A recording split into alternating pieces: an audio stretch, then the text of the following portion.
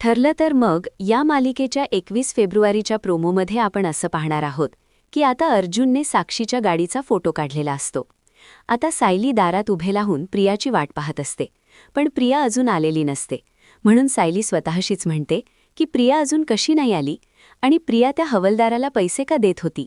त्यांचा नागराज आणि महिपत यांच्याशी काही संबंध असेल का, असा सगळा विचार सायली करत असते. नंतर अस्मिता आणि सायली बोलत असताना अस्मिता सायलीला सांगत असते की सायली, माझा निर्णय झालाय. सायली म्हणते, कोणता निर्णय अस्मिताताई? तर अस्मिता म्हणते की मी आणि सचिन पुन्हा एकदा नव्याने आमच्या आयुष्याची सुरुवात करणार आहोत, आमच्या बाळासाठी. आता इकडे अर्जुन चैतन्याला सांगत असतो की याआधीसुद्धा सायलीने कॅफेमध्ये साक्षीला पाहिलं होतं, पण मीच तिला सांगितलं होतं की असं शक्य नाहीये की साक्षी जिवंत आहे, तिला भास होत असेल.